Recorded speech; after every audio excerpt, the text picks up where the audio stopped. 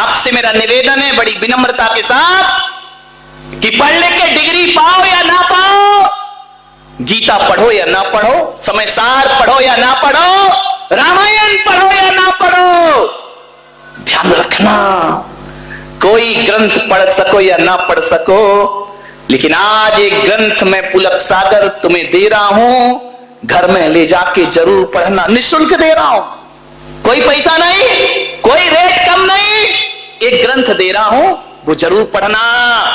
वो ग्रंथ ना रामायण है, ना कुरान है, ना वेद है, ना बाइबल है, वो ग्रंथ यदि कोई है तो मृत्यु का शास्त्र है जो मैं तुम्हें प्रदान कर रहा हूं। मृत्यु का शास्त्र जरूर पढ़ो। दो चीज हमेशा याद रखना, एक अपने परमात्मा को और एक अपनी मौत को कभी जिंदगी में भूलना मत, ध्यान रखे। इन दो को जो भूलता है उसकी जिंदगी बहक जाया करती है। मृत्यु को याद रखो और एक अपने भगवान को याद रखो, ये दो ही जीवन के परम सत्य हुआ करते हैं। ध्यान रखना, खुदा सत्य है या नहीं मुझे नहीं मालूम, राम सत्य है या नहीं मुझे नहीं मालूम, महावीर सत्य है या नहीं मुझे नहीं मालूम, लेकिन मृत्यु सत्य है, इसका ज्ञान हर व्यक्ति को होना चाहिए। बच ना सकोगे, कहां जाओगे मौत से भाग के? कोई स्थान है? नहीं हो तो बता भाई, बारामती में कोई जगह ऐसी जहां जवाहर सेठ कॉलेज में कोई जगह हो जहां हम छिप जाए जाके, मृत्यु से बचने का। शांति सेठ नया शोरूम बन रहा है, एक आध रूम ऐसा बनाओ जहां कोई अंदर नहीं जा सके। ध्यान रखिए, कोई खंडर नहीं, कोई एकांत स्थान नहीं, कोई ऐसी गुफा नहीं जहां तुम छिप जाओ और मौत ना आ सके। मुझे याद आ रही है एक बात, एक राजा के घर महल में यमराज का प्रवेश हुआ और जैसे ही यमराज राजमहल के अंदर प्रवेश करते हैं कि झरोखे में दो कबूतर बैठे रहते हैं। एक कबूतर ने देखा, यमराज पे दृष्टि पड़ी, दूसरे कबूतर ने कहा क्यों रे तुझे यमराज ने देख लिया? बोले देख तो लिया, तो बोले खेल खत्म। बोले क्या मतलब?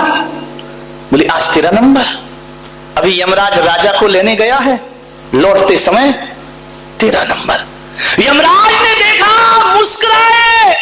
कबूतर बड़ा गुटर गूं कर रहा था, गोल गोल घूम रहा था। यमराज ने देखा, मुस्कुराए, अंदर चले गए। दूसरे कबूतर ने, वकील होगा, आजकल कबूतरों में भी वकील हो गए, उल्टी सीधी सलाह दे, घर फूंक तमाशा देखे। भगवान वकीलों से, डॉक्टरों से, वो ज्योतिषियों से पीछा छुड़ाए। ध्यान रखना, वकील होगा, सलाह देने वाले बहुत हैं। दो चार वकील तो मेरे कमरे में रोज आते, महाराज ये बोलना, महाराज मैंने कहा तू लिख के दे दे मैं बोल दूंगा। ध्यान रखिए, अपनी भड़ास महाराज से निकलवाना चाहते हैं, करें क्या? विचार करें। बोला कबूतर की देख, यमराज तुझे देखकर मुस्कुराए हैं, इसका मतलब तेरा नंबर आ गया। पसीना पसीना हो गया कबूतर कि मेरा नंबर, आज चला जाऊंगा मैं। बोले आज नहीं बचेगा। उसने कहा वकील साहब कोई उपाय बताओ कि मैं बच जाऊं। तो वकील कबूतर ने कहा एक उपाय है मेरे पास। बोले क्या? बोले जब तक ये यमराज राजा को ले जाने में टाइम बर्बाद करेगा तब तक तू इस झरोखे से उड़ जा। इतना उड़ना, इतना उड़ना, इतना उड़ना, इतना उड़ना कि यमराज को तुझे ढूंढने में महीना भर तो लग जाए। देख भाई, महीने से ज्यादा मोहलत नहीं दिला सकता मैं, तू मरेगा जरूर। बोले एक महीना बहुत है यार, एक महीना तो जीऊंगा। बोले जा उड़ जा, पंख फैलाए, नादान कबूतर उड़ गया। इतना उड़ा, इतना उड़ा, इतना उड़ा, इतना उड़ा एक दिन में कि शायद साल भर में भी इतनी उड़ान। भाग रहा है, पसीने में लथपथ है, यमराज ना देख पाए, भागते गया, भागते गया, बहुत दूर जंगलों में जाके पेड़ के ऊपर बैठ गया। यमराज लौटे, देखा झरोका एक गायब। यमराज मुस्कुराए। कबूतर ने पूछा, जो वकील बैठा था उसने पूछा कि यमराज, जब आप महल के अंदर गए तो झरोखा देख के मुस्कुराए, लौटे तो मुस्कुराए, इस मुस्कुराहट का राज क्या है? यमराज ने कहा, ऐ भोले परिंदे, जाते समय इसलिए मुस्कुराया कि तेरे साथ एक कबूतर और बैठा था। बोले हाँ बैठा तो था, तो मुझे हंसी इसलिए आई कि यहां गुटरगू कर रहा है, और आज तो तेरी जीवन लीला समाप्त होने वाली है। लौट के क्यों मुस्कुराए? बोले लौट के तो बहुत ज्यादा मुस्कुराहट हुई, इसलिए मुस्कुराया कि उस कबूतर ने मेरे रास्ते आसान कर दिए। बोले क्यों? बोले पहले तो हंसी यही आई कि नादान, तुझे मरना तो जंगल में है, यहां काहे को बैठा है। और जब लौट के आया तो मुझे पता लग गया कि पहुंच गया जहां उसे मरना था, अब मेरे रास्ते और आसान हो गए। उसकी मौत तो उसी जंगल से है जहां नादान पूरा जोर लगा करके उड़ा है बचने के लिए। बारामती के कबूतरों, तुम भी तो बचने के उपाय करते हो ना। जब सांस रुकती है, अपोलो अस्पताल, बंबई, पुणे, भागो। ये तुम नहीं भाग रहे, बुला रही है मौत, वहीं खड़ी है। तुम खुद जाओगे चल करके, ध्यान रखना, क्योंकि मौत ने तुम्हारा एड्रेस फिक्स कर रखा है। जाओगे, मृत्यु से कोई भी बचाने वाला, कहां जाओगे भाग करके, मौत तो आएगी, ध्यान रखना। ये आप ये मत सोचो कि आप कहते हो हम बीमार हैं तो अस्पताल ले चलो, ये तुम नहीं कहते, मौत कहलवाती है कि उस अस्पताल में ले चलो, वहां ले चलो, क्योंकि जिसका जहां जाना फिक्स है वो जीव अपनी मृत्यु के लिए वहां खुद चल करके पहुंच। अब कैसे बचोगे मौत से? बताओ, कोई उपाय है कोई कि मौत से बच जाए? अजित सेठ, कोई है उपाय? तुम्हारी दुकान में कुछ हो तो 50 ग्राम। नहीं बचेंगे, पक्का जाएंगे, कोई उपाय नहीं।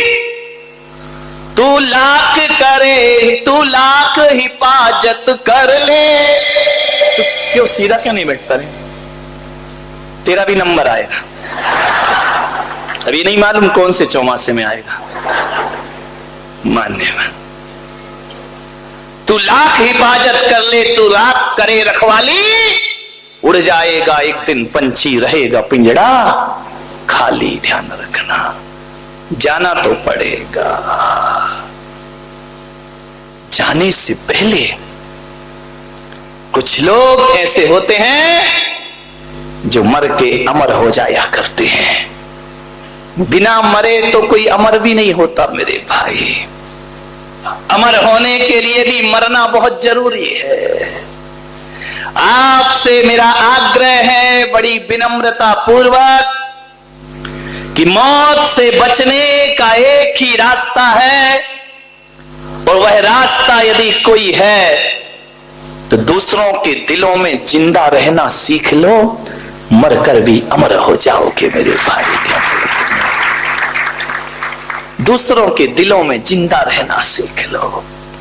महावीर आए चले गए, राम आए चले गए, कृष्ण आए चले गए, लेकिन ये लोग वो लोग थे जो दूसरों के दिलों में आज भी जिंदा है मेरे भाई। ध्यान रखिए, कुछ काम में से करो अपनी जिंदगी में कि दूसरों के दिलों में मर के भी जिंदा रह सको। ध्यान रखिए, मृत्यु तो जरूर आएगी। क्या सोचता है आदमी कि मौत से बच जाएगा? नहीं मेरे भाई, फूल खिलेगा बिखरेगा, सूर्य उगेगा डूबेगा। ध्यान रखना, आज जवानी पर इतराने वाले कल पछताएगा, और चढ़ता सूरज धीरे धीरे ढलता है, ढल जाएगा, पता नहीं लगेगा। तारीख फिक्स है, बोलो कब जाओगे? जाओगे या नहीं? चोटी पकड़ के ले जाएगा, ध्यान रखना। वो नहीं देखता तो बारात में ही उठा के ले जाएगा। वो कुछ नहीं देखता कि तुम्हारे यहां शादी हो रही, विवाह हो रहा, उसे कोई मतलब नहीं। बुलावा आ गया, चल हमारे साथ। माटी कहे कुम्हार से तू क्या रूंधे मोए, और एक दिन ऐसा आएगा कि मैं रूंधूंगी। तो तू क्या मुझे मिट्टी को मचा रहा है, घड़ा बना रहा है, एक दिन मैं तुझे पैरों तले रौंद के रख दूंगी। ध्यान रखिए, मरना तो जरूर पड़ेगा। कैसे जिंदा रहोगे? एक बगीचे से मैं निकल रहा था विहार करते हुए, एक फूल इठला रहा था, एक गुलाब का फूल अपनी डाल पर इठला रहा था। मैंने पूछा, ए फूल ज्यादा मत इठला, मुरझा जाना है। उस फूल से मैंने कहा, तेरे जीवन का सार क्या है? सुबह खिलता है, शाम बिखर जाता है, तेरे जीवन का सार क्या है? उस फूल ने कहा कि मुनिश्री, मेरे जीवन का सार इत्र है। मैंने कहा इत्र? बोले मैं बिखर जाऊंगा पर खुशबू छोड़ जाऊंगा इस दुनिया में, बिखरने के बाद भी अमर हो जाऊंगा मैं। उसने हाथ जोड़कर मुझसे कहा कि महाराज जरा आप बता सकते हैं? मैंने कहा पूछ, क्या पूछता है? बोले मेरे जीवन का सार तो इत्र है, इंसान के जीवन का सार क्या है? वह भी तो खिलता है और बिखर जाता है। इंसान के जीवन का सार क्या है? तो मैंने कहा एक बात ध्यान रख, फूल की जिंदगी का सार इत्र है और आदमी की जिंदगी का सार उसका चरित्र हुआ करता है। आदमी दुनिया से चला जाता है, चरित्र महकता रहता है। ध्यान रखिए, चरित्र याद किया जाता है। ऋषभदेव हजारों वर्ष पहले दुनिया से चले गए, लेकिन हजारों करोड़ों वर्षों के बाद भी आज हमारी आस्थाओं की वेदियों पर ऋषभदेव विराजमान है, राम विराजमान है, महावीर विराजमान है। ये लोग दुनिया से गए लेकिन इनका चरित्र आज भी महक रहा है। ध्यान रखिए, क्या छोड़ के जाओगे? लोग कहते हैं कि आदमी जब दुनिया में आता है तो कुछ नहीं लाता और जाता है तो कुछ नहीं ले जाता। गलत कहते हैं लोग।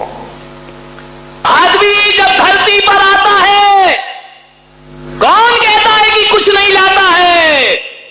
हाँ, रुपया पैसा नहीं लाता, तिजोरी नहीं लाता, बीवी नहीं लाता, बच्चे नहीं लाता, लेकिन एक बात ध्यान रखना, आदमी जब इस धरती पर आता है एक शरीर साथ में लेकर आता है, लेकिन वाहिरे नादान जब जाता है तो शरीर भी छोड़ करके आए थे। जब एक शरीर तो लेके आए थे ना, जाते समय इसे भी यहीं छोड़कर चले जाओ।